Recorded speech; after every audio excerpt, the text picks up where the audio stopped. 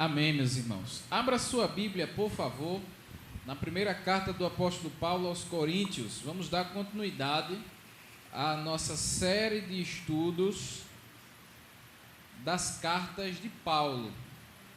E nós hoje estaremos retomando a partir do capítulo 14. Estamos prestes a terminar. Falta apenas aí, contando com 14, três capítulos, né, para a gente terminar. Foi uma longa jornada, né, os irmãos vão lembrar, a gente começou no domingo pela manhã, né, e aí ficamos nesse novo formato aí nas quartas à noite, e aí nós vamos logo em ato contínuo já enveredar na segunda carta, certo? Para a gente concluir. E hoje a gente vai falar sobre o dom de profecia é superior ao dom de línguas. Então, 1 Coríntios capítulo 14. E a gente vai ler do verso 1 ao verso 17. Na semana que vem, a gente conclui até o verso 40, porque nós não temos tempo suficiente. 1 Coríntios 14, a partir do verso 1. Quem achou diz amém. Amém. Diz assim: segue o amor e desejai intensamente os dons espirituais, mas principalmente o de profetizar. Pois quem fala em uma língua não fala aos homens, mas com Deus, porque ninguém o entende, mas o Espírito que fala mistérios. Mas quem profetiza fala aos homens para edificação, exortação e consolação. O que fala em uma língua edifica a si mesmo, mas o que profetiza edifica a igreja. Gostaria que todos vós falasseis em línguas, mas muito mais que profetizeis. Quem profetiza é maior do que fala em línguas, a não ser que as interprete, para que a igreja também receba edificação. Ora, irmãos, se eu for até vós falando em línguas, que benefício vos trarei, se não vos falar por intermédio de revelação, ou de conhecimento, ou de profecia, ou de ensino? O mesmo acontece com as coisas que não têm vida e emitem som, como a flauta e a harpa. Se não formarem som distintos, como se saberá o que se toca na flauta e na harpa? Porque se a trombeta tocar de modo incerto, quem se preparará para a batalha? Assim também vós, se com língua não pronunciardes palavras que não se podem compreender, como se entenderá o que dizeis? Pois estarei como se estivesse falando ao vento. Por exemplo, não há muito tipo de língua no mundo, e nenhuma delas sente sentido. Se, pois, eu não souber o sentido da língua, serei estrangeiro para quem fala, e quem fala será estrangeiro para mim. Assim também vós, já que estáis desejosos de dons espirituais, procurem desenvolver os que servem para a edificação da igreja. Por isso, aquele que fala em língua, ore para que possa interpretar. Porque se eu orar em língua, o meu espírito ora, mas a minha mente fica infrutífera. O que fazer então? Orarei com o espírito, mas também com a mente. Cantarei com o espírito, mas também com a mente. De outra maneira, se louvares com o espírito, como dirá amém diante da tua ação de graças, quem não é instruído, visto que não sabe o que vocês dizem? Verso 17. Pois é claro que agradeces de modo adequado, mas não é edificado. Amém? Amém? Vamos orar. Pai, obrigado, Senhor, pela leitura da Tua palavra lida nesse momento. Te peço que o Senhor traga esclarecimento, que o Senhor traga revelação da Tua palavra, para que a igreja seja edificada nesta noite. Em nome de Jesus. Amém. Amém. Meus irmãos, sempre é bom lembrar o contexto da carta do apóstolo Paulo aos Coríntios e qual era o ambiente em que os irmãos estavam vivendo naquele momento, certo? Qual era o contexto? Uma igreja, muitos problemas, uma igreja dividida, uma igreja que tinha problemas na área sexual, na área moral, na área ética, na área, inclusive, judicial. Tinha irmãos colocando outros na justiça. Então, a igreja de Corinto era uma igreja particular. Além disso, estava localizada numa cidade pagã, ali da Grécia, onde estava cercada de vários templos pagãos. Templo da deusa Afrodite, templo do deus Zeus, templo do deus Poseidon, que eram deuses da mitologia grega da época. Então, a igreja de Corinto vivia dentro desse contexto aí politeísta e passando por vários problemas. Nós falamos, inclusive, que um dos problemas da igreja era a questão de comer comida, quem lembra? Sacrificada, não é? Lembram da história lá do armazém, lá da feira, que Paulo vai dizer, não vá no mercado perguntando se essa carne é sacrificada. Simplesmente compra, come, serve a tua comida por causa da consciência. Agora, se você ficar sabendo de onde veio, é melhor que não coma. Foi isso? A gente viu essas questões. E aí Paulo, depois disso, depois de trabalhar essas ideias de divisão, ideias de crente que se considerava forte, crente que se considerava fraco, Paulo vai investir tempo falando sobre dons espirituais. Por quê? Porque naquela época, e na igreja de Corinto, eles tinham um sério problema de estar apenas desejando 2 tipos de dons. Eles desejavam mais do que os outros 2 tipos de dons. O primeiro era o dom de línguas. Era esse dom que Paulo tem trabalhado há um bom tempo, a gente tem falado sobre isso. E o outro dom é o dom de profetizar. A gente vai ver, nesse capítulo, inclusive, na semana que vem, que Paulo vai dar uma exortação às mulheres. Vai dizer assim, as mulheres fiquem na igreja caladas, em silêncio, né? Então a gente vai ver o porquê Paulo vai dizer isso. Porque tem muito pastor que pega esse texto e diz que a mulher hoje não pode assumir cargo, nem pode falar na igreja. Isso não é bem assim, né? A mulher tem o seu papel e é um papel muito importante na casa do Senhor.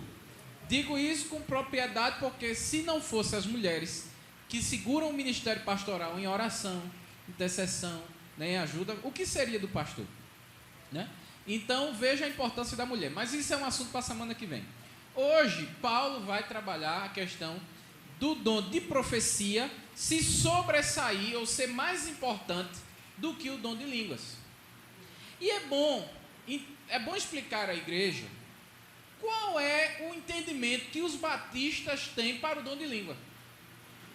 Eu não sei se os irmãos sabem, mas a linha doutrinária batista, a nossa linha doutrinária batista, nós temos uma posição, um entendimento para o que é o dom de língua.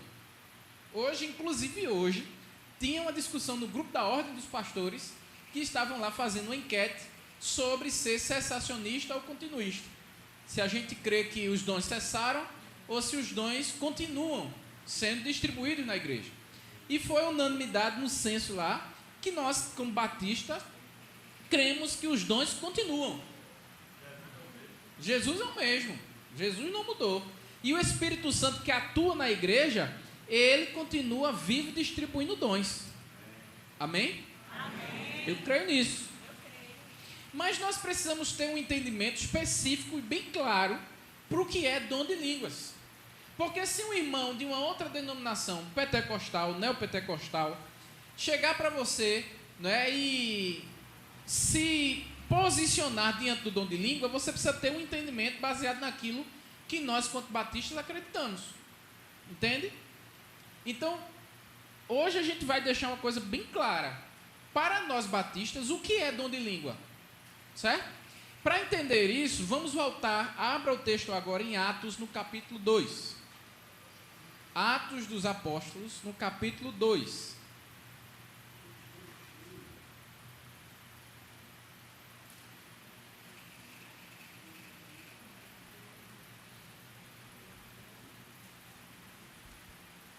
Certo? Atos, capítulo 2, a partir do verso 1.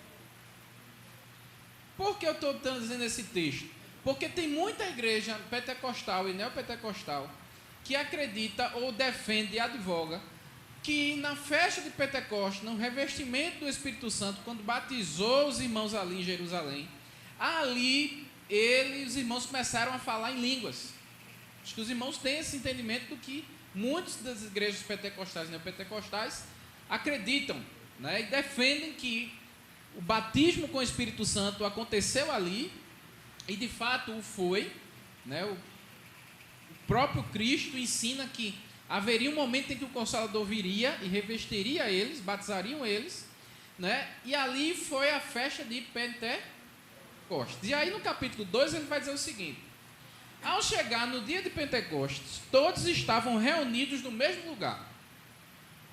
De repente, veio do céu um som, como de um vento impetuoso, e encheu toda a casa onde estavam eles sentados.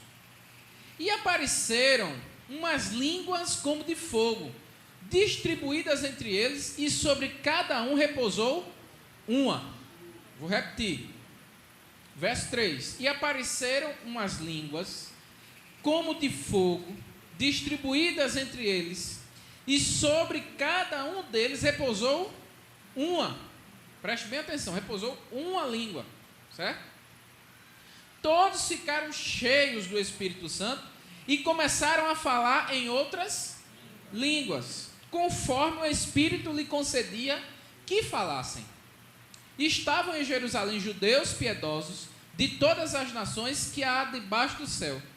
Quando o som foi ouvido, a multidão se aglomerou e todos ficaram confusos, pois cada um ouvia falar na sua própria língua. Vou repetir. Perplexos e admirados. Quando o som foi ouvido, versículo 6, a multidão se aglomerou e todos ficaram confusos, pois cada um ouvia falar na sua própria língua. E perplexos e admirados diziam uns aos outros: por acaso esses que estão falando, não são todos galileus? Como então cada um de nós o ouve falar na nossa própria língua materna? Ponto aí, certo?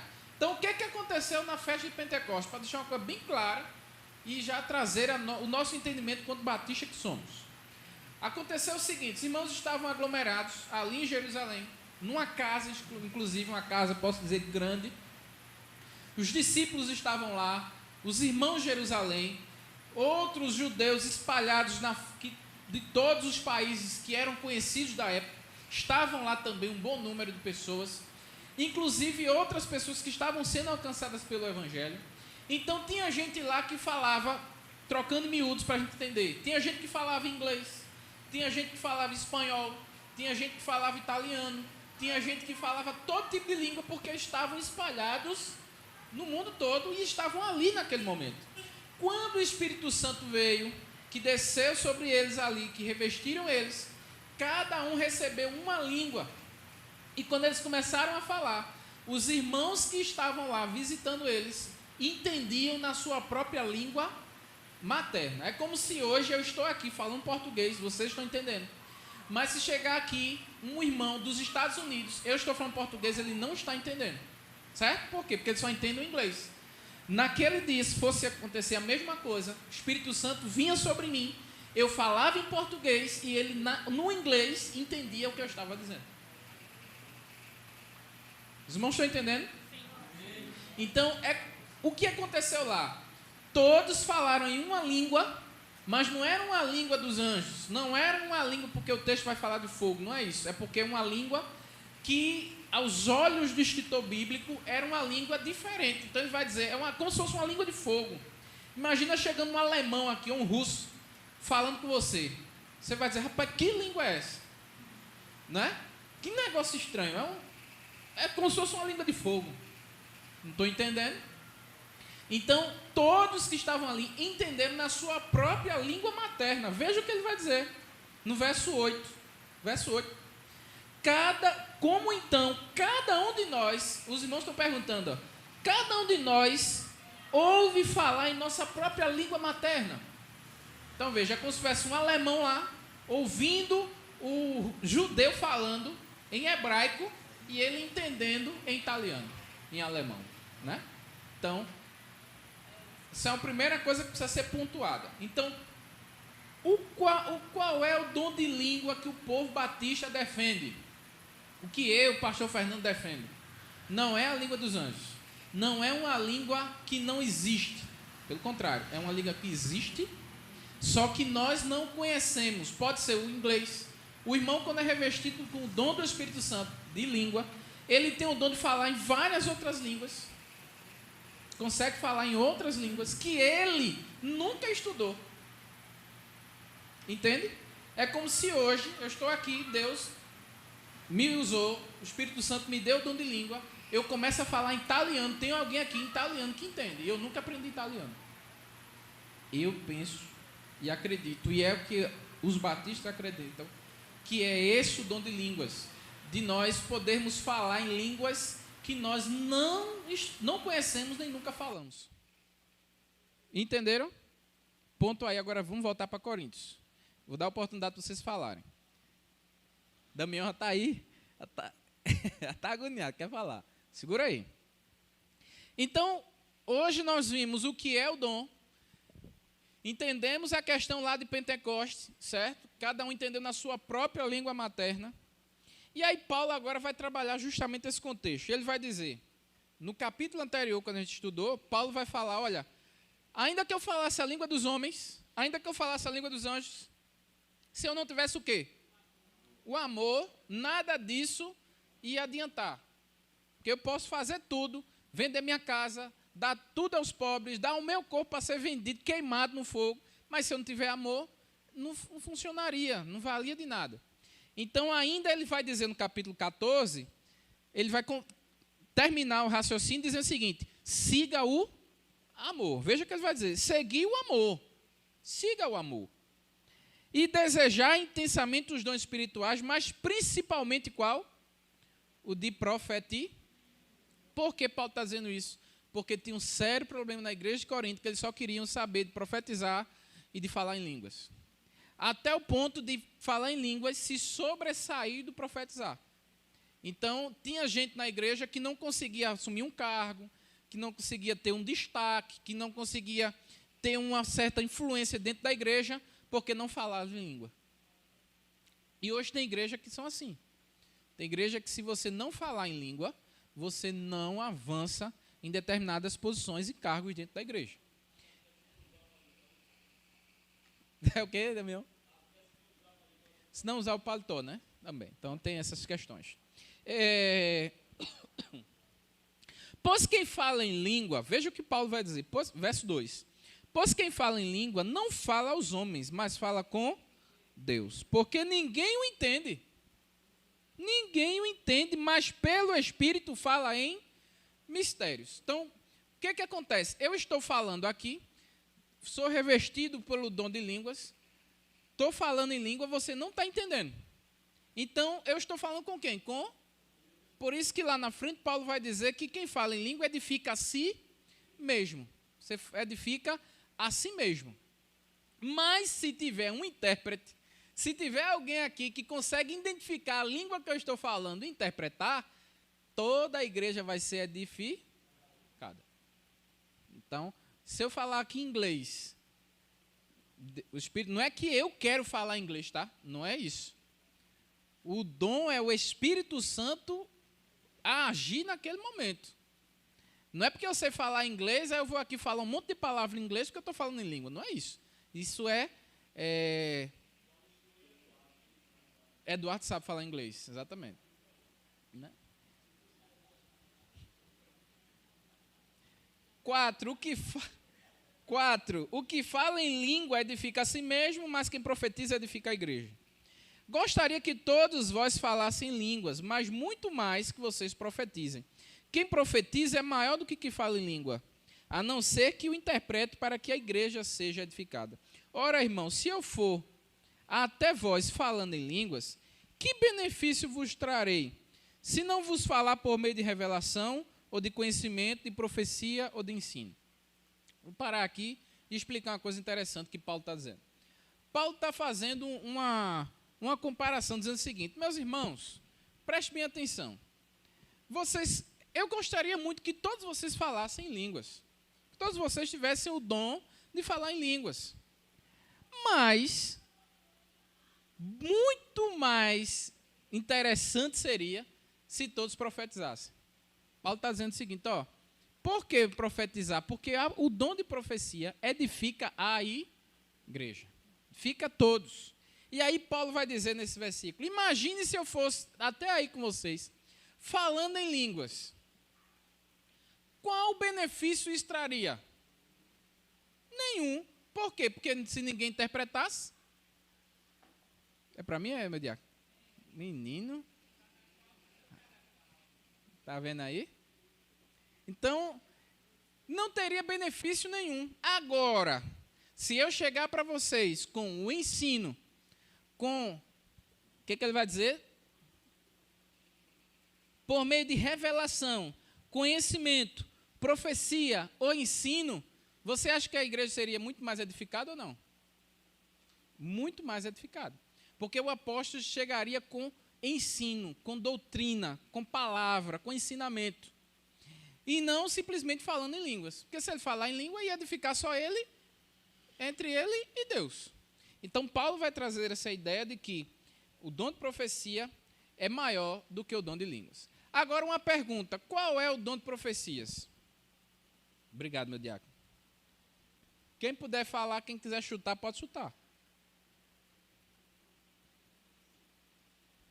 Porque, veja, Paulo está dizendo aqui, o dom de profecia é maior do que o dom de línguas.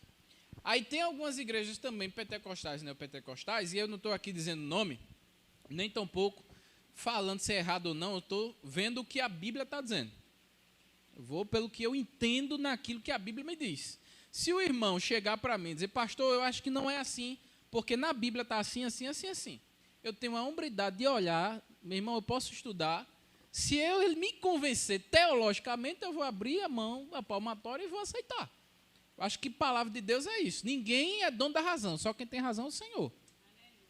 Mas o que eu entendo é isso, que a profecia, nesse contexto aqui, é aquele... Sim, voltando ao exemplo, né? Não estou andando muito rápido. Se eu estiver rápido, irmãos, segura aí um minutinho. Tem algumas igrejas que os irmãos se levantam, né? Assim, eis que eu te digo, na frente do culto, não sei se os irmãos, acho que aqui no Alzé do Pio não tem disso, tem mais lá na Chico Mendes. Eis que eu te digo, assim, assim, assim, assim diz o Senhor, né? Tá. Aí você pode dizer, pastor, mas já aconteceu comigo e a irmã falou a minha vida todinha. O irmão falou comigo e eu me arrepiei na hora e ele falou minha vida todinha. Eu nunca conheci o irmão. Eu não estou aqui para julgar ninguém. O que eu digo? O Espírito Santo usa quem ele quer, da maneira que ele quer, no momento que ele quer. Não estou dizendo isso. O que eu estou dizendo é que o profetismo bíblico, esse não existe mais. Qual é o profetismo bíblico, meus irmãos? Aquele profetismo que Deus levantava um homem para profetizar as últimas coisas que iam acontecer. O que a gente chama de escatom de Deus, ou teleon de Deus. O escatom é o final de todas as coisas. Quem foi o último profeta? João. Então, esse foi o último profeta bíblico que exercia o profetismo bíblico. Então, esse aí cessou em João. Existiam vários outros antes dele. Jeremias, Isaías, Ezequiel, Daniel. Profetas que Deus levantou para pregar o escatom, as últimas coisas. Agora, esse profetismo que tem aqui é aquela profecia que a gente vai ver lá em Atos capítulo 2, se você continuar a ler. O apóstolo Pedro vai levantar e vai dizer que nos últimos dias haverão aqueles que terão visões, haverão aqueles que profetizarão, que sonharão. Não é um profetismo de ser o escatom, as últimas coisas. Tudo que está para acontecer, Deus já disse. Agora, Deus usará pessoas para profetizar coisas relacionadas ao nosso dia a dia. Eu creio nisso. Não tenho dúvida disso. Agora, perceba, que estava acontecendo na igreja de Corinto. Muitos estavam se levantando, dizendo, assim diz o Senhor, desse mesmo contexto que eu estou dizendo. Assim diz o Senhor, assim diz o Senhor. Desordenado. Um falava em língua, outro falava também. Certo? Na semana que vem a gente vai ver Paulo orientando a liturgia de culto. Como é que vai ser a liturgia de culto? Ó, se um estiver falando, se estiver na igreja, estiver no culto, falar em língua, seja um ou dois, mas que tenha o quê? O intérprete. For profetizar, um de cada vez. Calma, tem que ter ordem, faça tudo com ordem e decência, tem que ter calma, tem que ter uma liturgia. Estava tudo desordenado, tudo acontecendo ali de forma... Aí Paulo vem trazer um norte. Paulo vem dizer o seguinte, olha, vocês precisam trabalhar o amor e a palavra. Quando ele vai dizer profecia, nesse contexto aqui, é a palavra de Deus. Ensino, doutrina. Por quê? Porque tem muita gente que está indo buscar profeta, que normalmente dá profetada, do que ler a palavra de Deus. Tem um pastor conhecido, pastor, que é aquele pastor que ele brinca muito, que é da família. Cláudio Duarte, né? Cláudio Duarte, certa vez, estava dizendo que ele estava no culto da igreja dele, e ele pregando. Aí, antes dele começar a pregar, chegou uma irmã, veio de lá, ele nunca tinha visto a irmã. A irmã entrou, sentou ali, né, na frente, ficou olhando para ele e mandou um bilhetinho. Mandou um bilhetinho para ele. Não sei se você ouviu essa história ele contando já. Aí mandou um bilhetinho, ele pegou o bilhete, aí leu num púlpito, aí, lá sentado, né, disse, a irmã tem uma palavra de Deus que o Espírito Santo mandou para ela falar para a igreja. Aí ele, né, e agora? Deixo ou não deixo? Jesus vem cá. Aí ele disse que foi, guardou o bilhetinho, botou no bolso, pregou o culto todinho, orou, deu a bênção apostólica, foi para a porta, e não deu a oportunidade da irmã. Quando chegou a irmã na porta, disse, você é doido? Você impediu o agir do Espírito Santo que ele mandou vir aqui para falar. Você não ouviu a voz de Deus? Aí ele virou para ela e disse, minha irmã, Deus falou, a senhora que não viu. Não sei se você entendeu. Não entendeu, Tassiana? Ele não pregou? Ele não pregou a palavra de Deus? Deus falou. Ela que não viu. Né? Então, veja, a ideia... Aí ele depois foi dizer que foi descobrir que essa irmã estava dando umas profecias dentro da igreja e com algum tempo depois era um problema sério que acontecia dentro da igreja, porque a irmã disse que ia acontecer, que não acontecia, e botava pastor contra os irmãos e era agonia. Ele disse, veja o livramento que Deus me deu. Então, assim, tem que ter muita discernimento com quem a gente deixa vir aqui também. Porque a pessoa que vem aqui para falar, ela está falando da parte de Deus. Teoricamente é para ser da parte de Deus. É para ser da parte de Deus. Agora, tem pessoa que vai vir falar e não vai ser da parte de Deus, vai ser dela. Vai ser do conhecimento que ela tem. Então, quando Paulo vai trazer a ideia que a gente tem que procurar os melhores dons, a gente viu isso no capítulo 13, os melhores dons é o amor e a palavra. Tudo e qualquer pergunta e qualquer resposta que você precisar está impresso na palavra de Deus. A gente vai ver outros textos que vai dizer assim, coloque o Espírito à prova. Como é que a gente coloca o Espírito à prova? Passando ele pelo crivo da palavra de Deus.